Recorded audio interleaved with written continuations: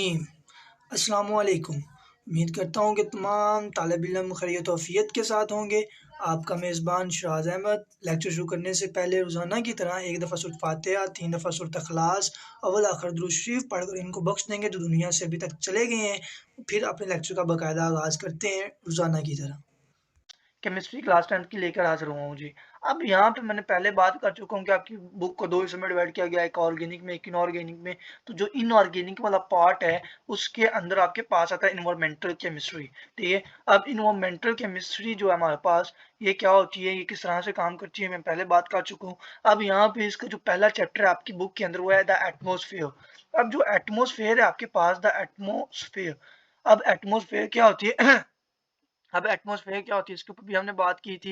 Atmosphere के अलावा आपके पास में इसके अंदर लेयर्स इसकी कितनी होती है, उसके ऊपर भी बात की थी। और उसके साथ साथ हमने इसकी जो पोल्यूशन होती है, पोल्यूशन के पोल्यूटेंट कितने होते हैं, पोल्यूशन की कितनी टाइप्स होती हैं, उसके ऊपर भी हमने बात की थी। मगर आज का जो हमारा मेन टॉपिक है, वो है एसिड रेन, यानी कि तेजाबी बारिश। अब एसिड रेन क्या होती है, ये किस तरह से काम करती है, एसिड रेन हमें किस तरह से नुकसान दे रही है, एसिड रेन का हमारी ज़िंदगी के अंदर किस तरीके के साथ नुकसान अमल दरामद हो रहा है, ये सारी बातें आज जाके हमने लेक्चर में डिस्कस करनी है, ठीक है। तो यहाँ पे आज जो मैंने सबसे पहले ड्रॉ किया हुआ आपको नजर आ रहा होगा, लेक्चर पार्ट 1 के अंदर मैंने यहाँ पे ड्रॉ किया एसिड रेन को। अब एसिड रेन क्या होती है, एसिड रेन के अंदर हमने बात करनी है, रेन तो वैसे भी आपके पास होती रहती है, बारिश जैसे सभी बच्चों को भी पसंद होती है। बहुत ज़्यादा बच्चे होते हैं जिन्हें बारिश में नहाना बहुत ज़्यादा पसंद होता है, तो उनके लिए ये लेक्चर बड़ा इंपॉर्टेंट है।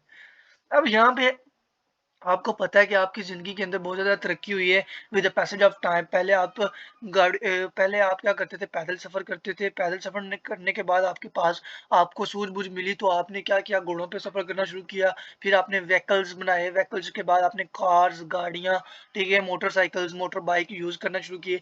अब उन सब में जो हम यूज़ करते थे, वो फॉसिल फ्यूल्स थे। अब फॉसिल फ्यूल्स क्या होते हैं, यानी कि पेट्रोल, पेट्रोल के बाद अलावा हमारे पास आता है डीजल, डीजल के अलावा आता है कोयला, कोयले के बाद आता है गैस। यानी कि ये सारी चीज़ें फॉसिल फ्यूल्स, सिंपल वर्ड्स में यानी कि ईंधन जो होता है, ये सारी चीज़ें हम ईंधन के तौर पे यूज़ करते थे। अब ये जब हम ईंधन के तौर पे यूज़ करते थे, देन हमारे पास इनके पोल्यूशन भी क्रिएट हो रही है। अब ये हमारे पास जब बर्न होते हैं, देन हमारे पास क्या क्रिएट करते हैं, पोल्यूटेंट अपने तौर पे ये पोल्यूशन क्रिएट करते हैं। और ये किसके तौर पर काम करते हैं, पोल्यूटेंट के तौर पे काम करते हैं। अब ये जो हमारे पास होते हैं पोल्यूटेंट के तौर पर जब काम करते हैं, तो आपको ये पता होना चाहिए, ये जो पोल्यूटेंट के तौर पर काम करते हैं, लुदा कार के तौर पर काम करते हैं, तो फिर आपके ज़हन में क्वेश्चन अराइज होता होगा कि हम इन्हें किस तरीके के साथ, अच्छे तरीके के साथ इस्तेमाल कर सकते हैं कि हमारे पास पोल्यूशन भी क्रिएट ना हो। तो यहाँ पे आपको मैं बता देता हूँ, आप अगर इन्हें यूज़ करना चाहते हो, तो आप इनके अंदर एंटी नॉकिंग एजेंट यूज़ करो, एंटी नॉकिंग एजेंट, ठीक है। एंटी नॉकिंग एजेंट जब यूज़ करते हो आप, देन आपके पास क्या होता है, देन ये आपके पास फॉसिल फ्यूल्स पोल्यूशन क्रिएट नहीं करते। अब एंटी नॉकिंग एजेंट क्या होते हैं, इसके ऊपर मैंने एक अलग से लेक्चर बनाया हुआ है, आप वहां से देख सकते हो। अब यहाँ पे एंटी नॉकिंग एजेंट मेरे पास जो जब हम यूज करते हैं, देन हमारे पास फॉसिल फ्यूल्स हमारे पास पोल्यूशन क्रिएट नहीं करते। मगर जब हम यूज ही नहीं करते इसे, देन हमारे पास ये पोल्यूशन क्रिएट करते हैं। जब ये पोल्यूशन क्रिएट करते हैं, तो आपको पता है जो आपकी ड्राई एयर होती है, ड्राई एयर के अंदर आपके पास सल्फर भी मड़ा हुआ है, ठीक है, वो एक मिक्सचर है। सल्फर के अलावा हमारे पास ऑक्सीजन भी पड़ा हुआ है, वहाँ पे ऑक्सीजन की अमाउंट भी पड़ी हुई है। फिर उसके अलावा हमारे पास नाइट्रोजन भी पड़ा हुआ है, ठीक है।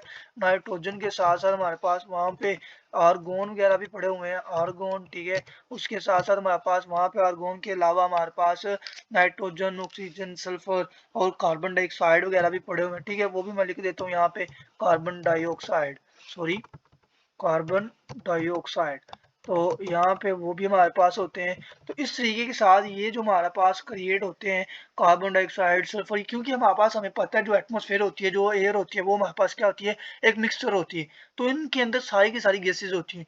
जब हमारे पास पेट्रोल या फिर डीजल या कोयला या गैस को हम जलाते हैं, देन हमारे पास ड्यूरिंग द बर्निंग हमारे पास एक स्मोक, यानी कि एक, ये हमारे पास क्या देते हैं, स्मोकी फ्लूइड देते हैं हमारे पास। तो ये क्या करते हैं, हमारे पास वहां पे स्मोक क्रिएट होता है, उसके अंदर हमारे पास बहुत ज्यादा मतलब पोल्यूशन होती है।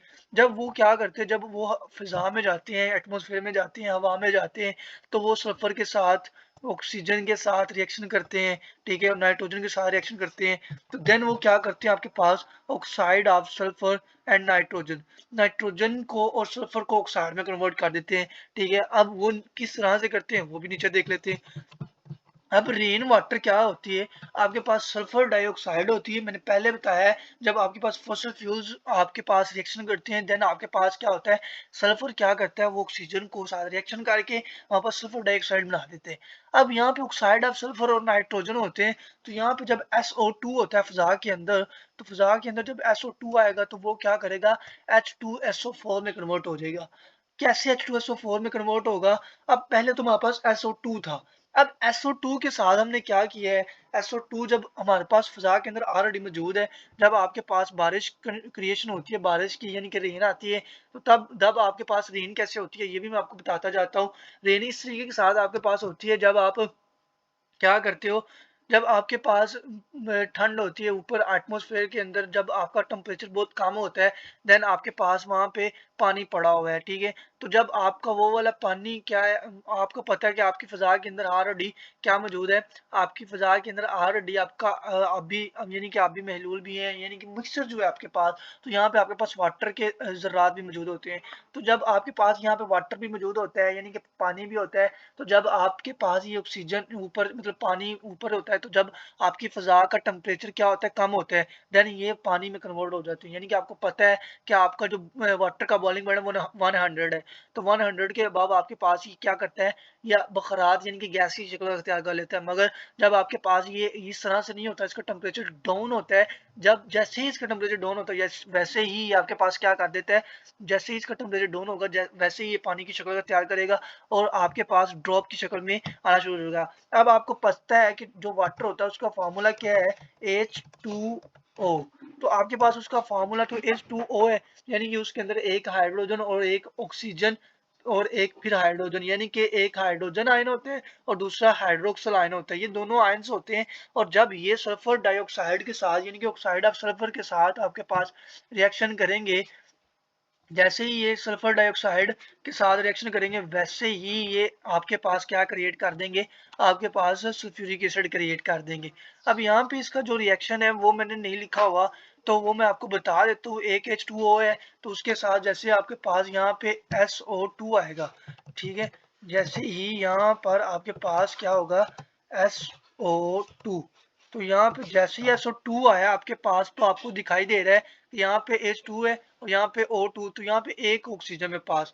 तो जब ये ऑक्सीजन है एक है, तो यहाँ पे मेरे पास कितने हैं ऑक्सीजन, 3, तो हमारे पास कितने की जरूरत है, 4 की। तो यहाँ पे हम इसे मजीद क्या करेंगे, 2 ऐड कर देंगे, ठीक है। जब हमारे पास ये 2 ऑक्सीजन हो जाएंगे तो वाटर के मालिक्यूल कितने हो गए, 2। अब यहाँ पे हमारे पास क्या होगा, आपको अब दिखाई दे रहा होगा जी, अब हमारे पास क्या होना है, अब यहाँ पे आपको नजर आ रहा है कि H2, ठीक है, H2 और उसके बाद SO4। अब यहाँ पे हमारे पास क्या हुआ है, अब हमारे पास एक तो H2 आया है, ठीक है, दूसरा SO4 आया है। अब इसे हमने इक्वेशन को बैलेंस करना है। हम इस इक्वेशन को किस तरीके के साथ बैलेंस कर सकते हैं वो मैं आपको अभी बता देता हूँ। आप इस तरीके के साथ बैलेंस कर सकते हैं। अब यहाँ पे हमारे पास कितने हैं, दो हाइड्रोजन है और यहाँ पे 2 × 2 यानी कि 4 हो गई, और यहाँ पे मैंने कितने लिख रहे हैं, 2। तो यहाँ पे आपने क्या कर देना है, यहाँ पे 2 लगा देना है। अब यहाँ पे हमने 2 लगाया है, तो इसकी वजह से आपके पास कितने हो गए, यहाँ पे 2 × 2 4 हो गए, और ये तो 4 हाइड्रोजन क्लियर हो गया। अब ऑक्सीजन मेरे पास कितने, 2 यहाँ पे 2 यहाँ पे, ये 4 भी क्लियर हो गए, और एक ऑक्सीजन सल्फर का था वो भी क्लियर हो गया। तो इसका मतलब ये हुआ कि आपके पास इस तरीके के साथ आप इस इक्वेशन को बैलेंस कर सकते हो। यानी कि जब 2 वाटर के मॉलिक्यूल एक सल्फर डाइऑक्साइड के मॉलिक्यूल के साथ रिएक्शन करेंगे, देन हमारे पास 2 सल्फ्यूरिक एसिड के मॉलिक्यूल बनेंगे, एक H2SO4 फिर एक H2SO4। इस तरीके के साथ हमारे पास 2 सल्फ्यूरिक एसिड के मॉलिक्यूल बनेंगे। तो अगर किसी को फिर भी रिएक्शन की समझ नहीं आई, तो दोबारा वो इस रिएक्शन को दोबारा से एक दफा देखे तो इंशाल्लाह समझ आ जाएगी। अगर फिर भी किसी को समझ नहीं आती तो वो मुझसे कॉन्टैक्ट करें या कमेंट करें, तो मैं इंशाल्लाह उसका रिप्लाई करूंगा। अब यहाँ पे नीचे लिखा हुआ है NOx into HNO2 and HNO3। तो यहाँ पे जब आपके पास सल्फर डाइऑक्साइड बनता है, इसी तरीके के साथ आपके पास नाइट्रोजन के भी ऑक्साइड बन जाते हैं। अब जब आपके पास नाइट्रोजन की भी ऑक्साइड बन जाते हैं, तो जब वो वाला वाटर आता है, जब मैंने पहले बताया वाटर किस तरीके के साथ आ रहा है, अब वो वाला वाटर क्या करता है, वो इस NOx के साथ, यानी कि ये भी NO2 ही है, मगर यहाँ पे मैंने NO2 इस वजह से नहीं लिखा, ये जो x मेरे पास है, इस x का मतलब ये है कि यहाँ पे जितनी मर्जी नंबर ऑफ अमाउंट मैं डाल सकता हूँ, ठीक है। एक दफा 1 डाल सकता हूँ, 2 डाल सकता हूँ, 3 डाल सकता हूँ, 4 सो ऑन, जितने मर्जी चाहे डाल सकता हूँ। अब यहाँ पे NOx है, तो यहाँ पे जो नाइट्रोजन के ऑक्साइड होते हैं, जब वो वाटर के साथ रिएक्शन करते हैं तो आपके पास HNO2 एंड HNO3 यानी कि नाइट्रिक एसिड, नाइट्रिस और नाइट्रिक, इन दोनों में कन्वर्ट हो जाते हैं। जब वो नाइट्रिस या नाइट्रिक एसिड में कन्वर्ट हो जाते हैं तो आपको पता है जो सल्फ्यूरिक एसिड है वो किंग ऑफ एसिड है, मगर जो नाइट्रिक एसिड है वो क्वीन ऑफ एसिड है। तो यानी कि ये बहुत ज्यादा हाई लेवल के एसिड्स हैं हमारे पास। अब यहाँ पे आपको पता है कि ये जब NO2 जो आपके पास रिएक्शन करता है H2O के साथ, देन आपके पास इस तरीके के साथ रिएक्शन होगा। ये रिएक्शन भी मैं यहाँ पे आपके पास डिस्कस कर देता हूँ। यहाँ पे ये देखिए जरा, यहाँ पे आपके पास आएगा NO, ठीक है। मैं यहाँ पे दोबारा लिखता हूँ NO2, ठीक है, नाइट्रोजन की ऑक्साइड प्लस, यहाँ पे आपके पास प्लस आएगा और उसके साथ आपके पास क्या आना चाहिए, H2O। तो यहाँ पे आपके पास आ जाएगा जी H2O। तो अब आपके पास क्या होगा, रिएक्शन होना है। तो यहाँ पे रिएक्शन आप देखते हैं कैसे होना है जी। अब आपका रिएक्शन ये होगा, ये आपके पास क्या होगा जी। अब ये H2O था, यहाँ पे हमें कितने H चाहिए, 1, तो यहाँ पे एक H आ जाएगा, ठीक है, HNO2, HNO2 तुम्हारे पास आ गया। अब NO2 भी हमारे पास क्लियर हो गया और H भी क्लियर हो गया। तुम्हारे पास क्या बच गया, एक हाइड्रोक्सल आयन OH, ठीक है, OH OH आपको आवाज आ जाता है OH आयन, ठीक है, OH नेगेटिव। तो इस तरीके के साथ आपके पास ये वाला रिएक्शन होता है, यानी कि HNO2 किस तरीके के साथ बना है, यानी कि मेरे पास एक नाइट्रोजन के ऑक्साइड था NO2, उसके अंदर मैंने वाटर को ऐड किया है H2O को, तो वहां पे मेरे पास एक मैंने क्या किया है, मैं यहाँ पे हाईलाइट करके दिखाता हूँ।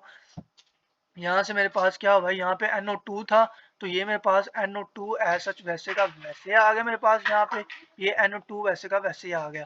अब यहाँ पे मेरे पास कितने H मुझे चाहिए थे, एक H चाहिए था, तो यहाँ से एक H भी मैंने यहाँ पे डाल दिया और इस तरीके के साथ HNO2 बन गया। यहाँ पे मेरे पास क्या बचा हुआ है, यहाँ पे मैं कलर चेंज करके दिखाता हूँ आपको।